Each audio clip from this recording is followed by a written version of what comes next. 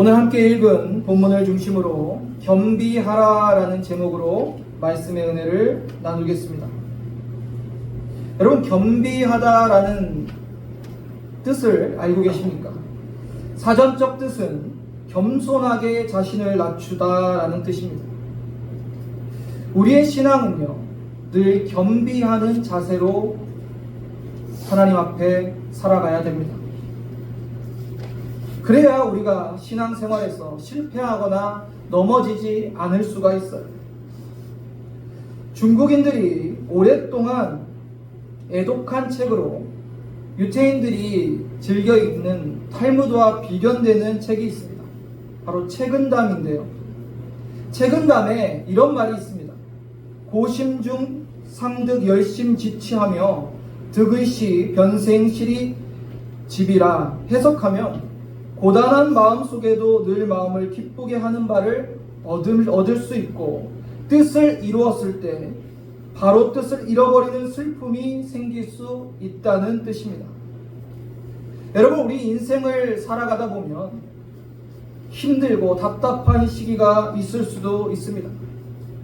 그때 오히려 그것이 전화위복이 되어 성공의 발판이 되기도 하고요.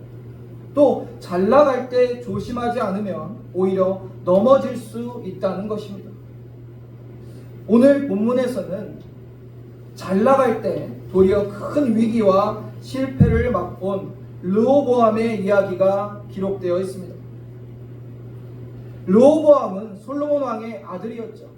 남유다 왕국의 왕입니다. 르호보암의 집권 초기에 4년 동안은 다윗과 솔로몬을 따라 영적으로 신실한 모습으로 살아갔어요. 그러나 하나님의 도우심으로 나라가 견고해지고 강해지자 그의 마음에 교만한 마음이 찾아왔어요.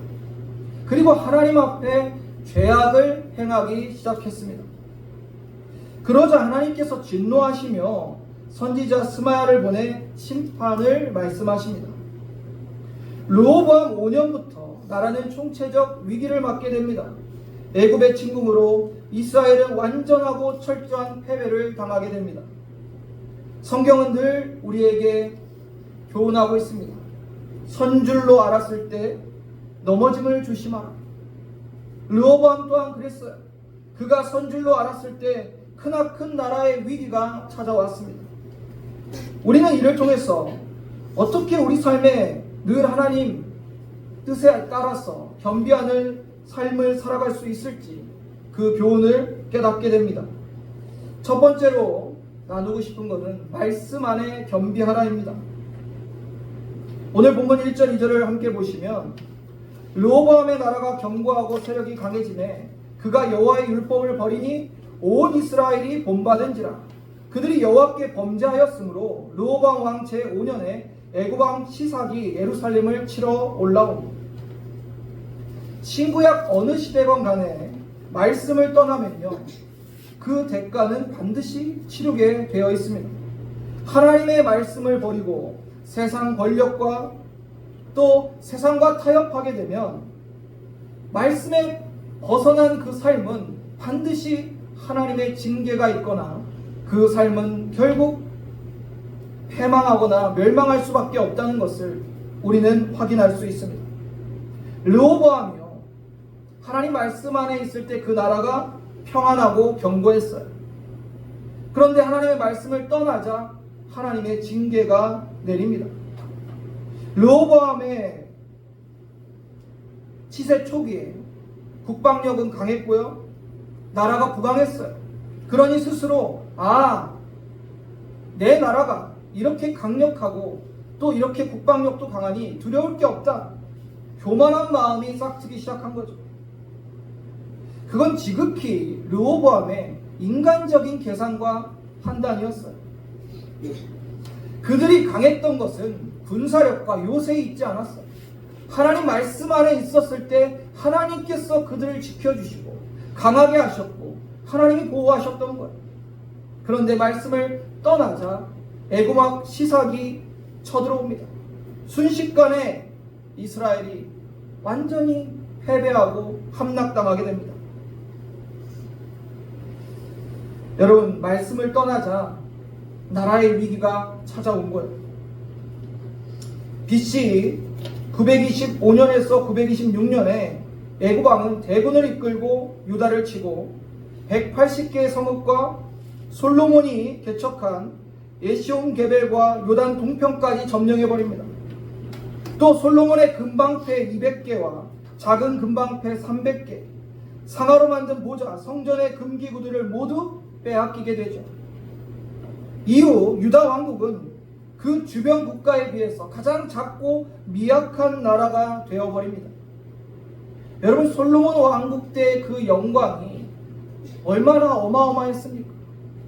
그러나 그 영광도 하나님의 말씀을 떠나자 한순간에 이렇게 사라져버리는 거예요.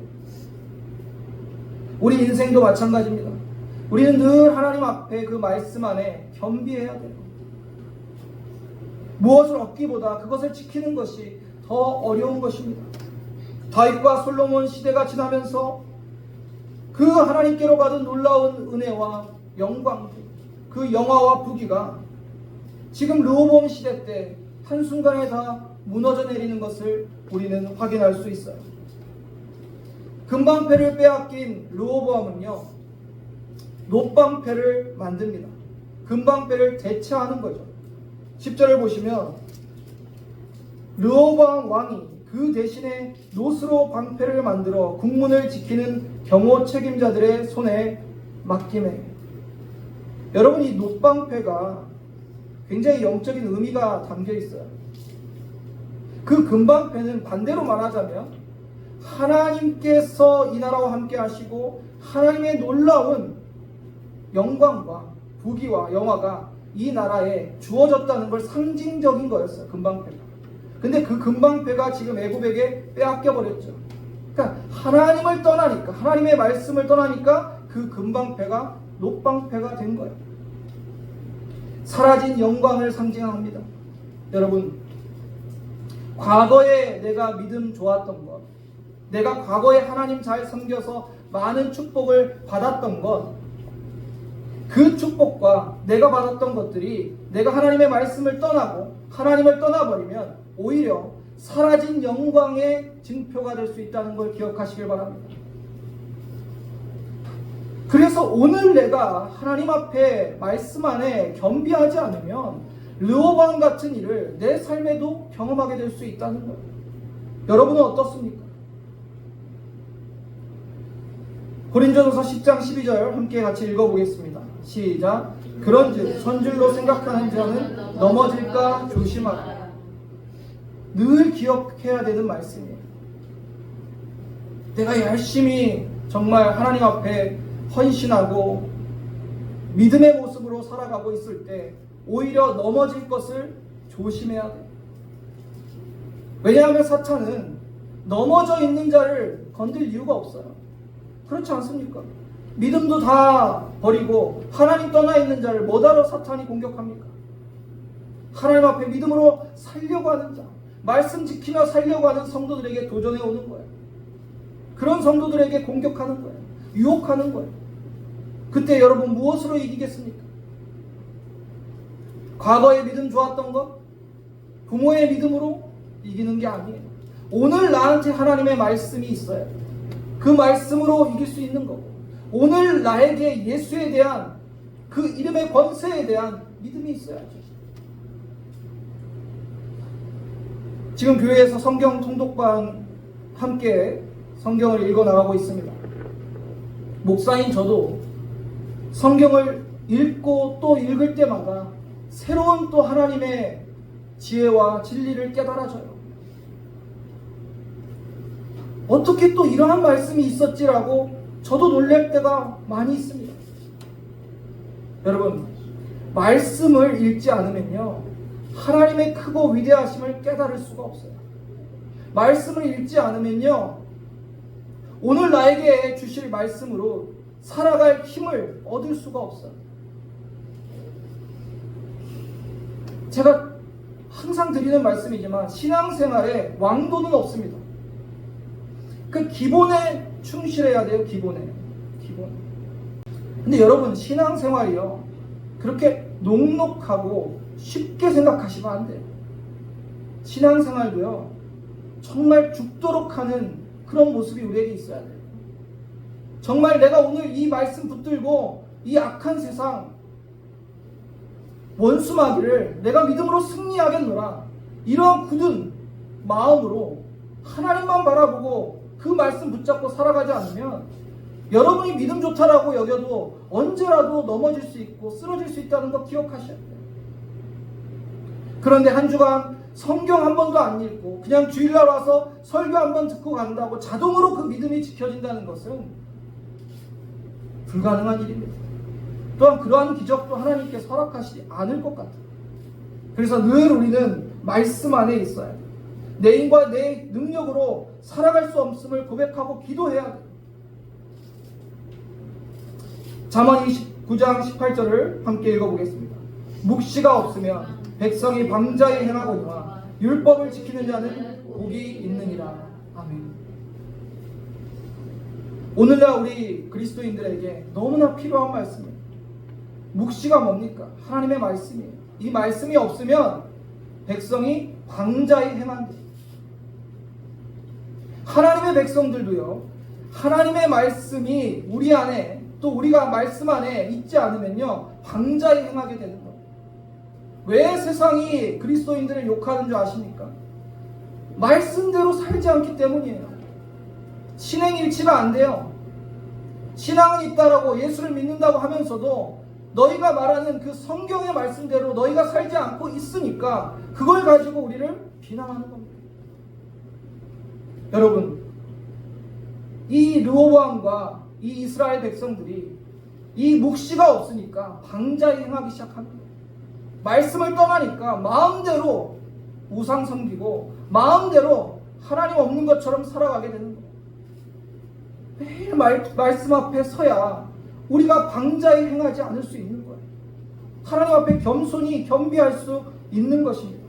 그리고 뭐라고 하죠? 율법을 지키는 자가 복이 있다. 율법주의를 얘기하는 게 아니라 말씀을 지키는 자가 복이 있다는 거예요. 사랑하는 성도님들, 말씀 안에서 겸비하시기를 바랍니다. 그리고 말씀을 지키는 자가 되시기를 주님의 이름으로 축원합니다. 여러분, 유치원 재롱잔치 가보셨나요?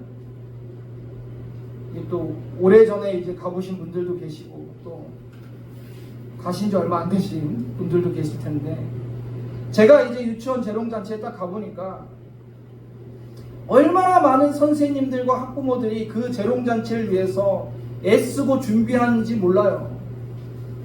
얼마나 애들이 예쁩니까? 귀합니까? 그러니까 뭐 엄마, 아빠, 할머니, 할아버지, 선생님들 다 총동원돼서 그 무대를 위해서 다 준비하고 뭐 현수막 들고 반짝반짝 빛나는 거, 뭐 누구 공주 왕자 하면서, 그러면 애들이 그 무대에서 막 재롱을 해요. 그리고 딱 무대가 끝나고 엄마 아빠한테 딱 달려와서 그럽니다. 나 잘했지, 내가 최고지. 그럼 엄마 아빠가 어떻게 합니까? 안아주죠. 그래, 네가 최고야, 너 정말 잘했어. 근데 그 아이가 모르는 게 있어요. 그 무대를 위해서 얼마나 많은 선생님들이 헌신하고 준비했는지, 엄마 아빠가 그 무대를 위해서 얼마나 많이 준비하고 함께 했는지를 몰라요. 우리의 모습이 꼭 그런 것 같아요. 영적으로 어리면요, 하나님 앞에서 이래요. 내가 한 것처럼, 하나님 저 잘했죠, 하나님 저 이 정도 했어요, 하나님 저 이 정도 좀 칭찬 좀 해주세요. 그런데 그 뒤에 우리에게 모든 은혜를 주시고 우리의 모든 인생의 무대를 만들어주신 분이 하나님이신 걸 기억하시길 바랍니다. 내가 한 거 아니에요. 사실은 나는 그냥 아주 작은 거 한 것 뿐이에요. 그런데 그게 우쭐한 마음이 들어서, 하나님 내가 있지 않습니까? 나 이 정도 하지 않았습니까? 르호보암이 딱 그런 거예요. 영적으로 성장하지 못했어요. 그러니까 이 정도면 나 대단한 왕이야, 나 이 정도 했어. 그러면서 점점 말씀 떠나고 하나님 멀어져 가니까 나라가 어떻게 돼요? 지금 애굽에게 완전히 황폐하게 돼버린 겁니다. 하나님의 은혜와 사랑을 입고 내 힘으로 이룬 것처럼 여긴다면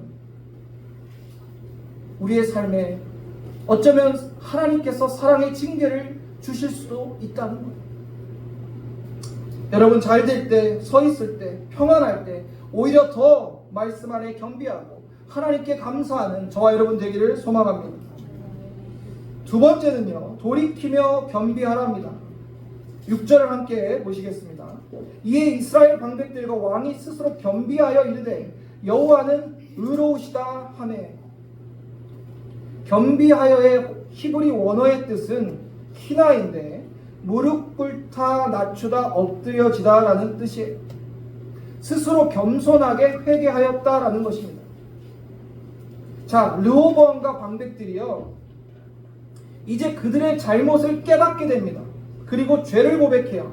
본문을 통해서 하나님의 의로우심과 은혜를 잊었다가 자신들의 죄가 드러나고 스스로 어떻게 해요? 돌이키고 회개하는 모습을 발견할 수 있어요.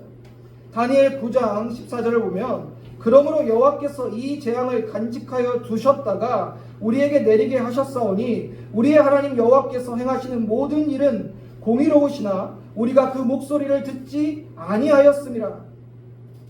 여러분, 우리가 하나님 앞에 잘못했을 때, 말씀을 떠났을 때 하나님께서 사랑하는 자녀들에게 징계를 허락하실 때가 있어요.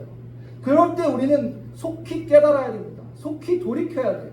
회개의 자리로 나와야 됩니다. 여러분, 우리 인간은 연약합니다. 연약하기 때문에 늘 죄에 무너지고 또 실패할 때가 있어요. 그러나 그때라도 하나님의 의로우심과 은혜를 우리는 잊지 말아야 돼요. 그리고 우리의 죄가 드러날 때 하나님 앞에 나와 회개하는 우리의 태도가 중요한 것입니다. 오늘 본문의 르호보암의 모습, 돌이켜 겸비합니다. 이와 같이 우리도 공의로우신 하나님 앞에 우리의 죄가 드러날 때 우리의 죄를 고백하고 회개해야 됩니다. 본문 7절을 보시면 여호와께서 그들이 스스로 겸비함을 보신지라 여호와의 말씀이 스마야에게 임하여 이르시되 그들이 스스로 겸비하였으니 내가 멸하지 아니하고 저희를 조금 구원하여 나의 노를 시삭의 손을 통하여 예루살렘에 쏟지 아니하리라. 예루살렘이 풍전등화의 상황 속에서 르호보암과 그 반백들이 하나님 앞에 회개합니다. 하나님께서는 그들의 겸비함을 보시고 긍휼을 베푸세요. 무엇입니까? 이스라엘을 완전히 멸하지 아니하신 거예요. 남겨두시는 긍휼을 베푸십니다. 전쟁에서 완전히 패했지만 하나님의 긍휼로 유다 왕국의 명맥이 이어져 갑니다. 하나님이 이렇게 긍휼하신 분이에요. 생각해 보세요. 하나님을 떠나고 하나님께 죄짓고 하나님의 말씀을 지키지 않은 건 르호보암과 그 백성들이었어요. 그래서 그들은 징계를 받게 되죠. 하나님께서 그들에게 진노 중에서도 지금 긍휼을 베푸신 거예요. 그 이유는 무엇이냐면 돌이키고 겸비했을 때, 하나님 앞에 통회하고 자복하고 회개했을 때 그 긍휼을 베푸시는 거예요. 하나님의 긍휼하심은요, 우리의 상상을 초월하십니다. 우리 자신도요, 예수 믿기 전에 끝없이 하나님을 대적하고 우상 섬기며 우리의 소욕대로 살아왔어요.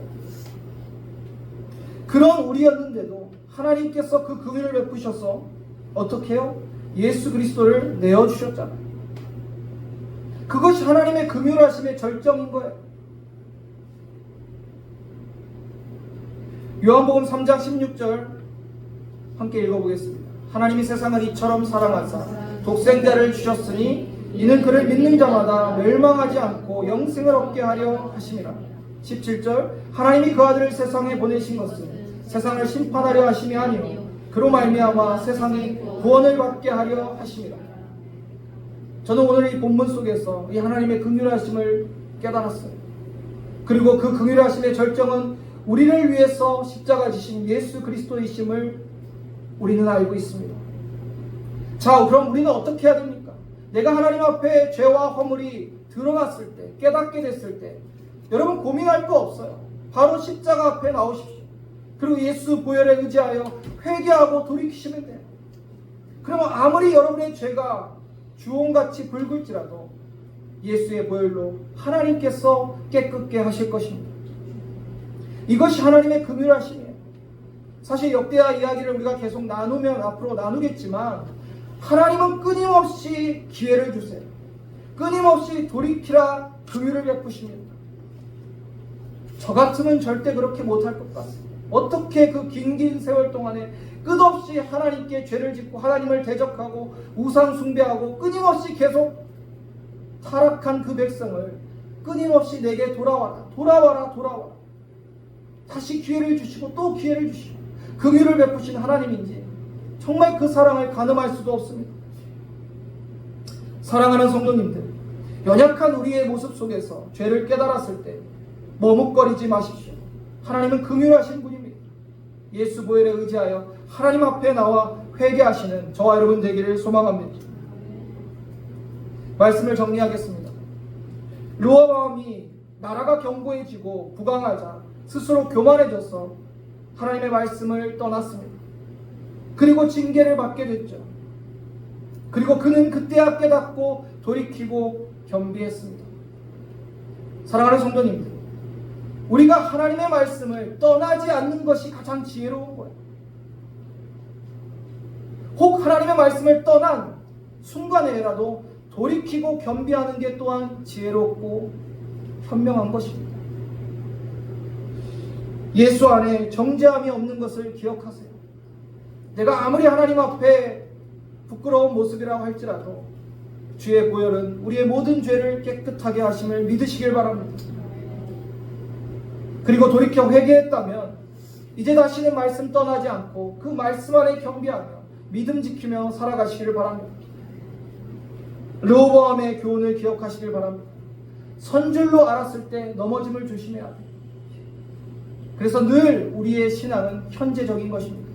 오늘 나에게 이러한 믿음이 있는지 하나님의 말씀 앞에 비춰보고 늘 겸비하며 살아가는 저와 여러분 되기를 주님의 이름으로 축원합니다.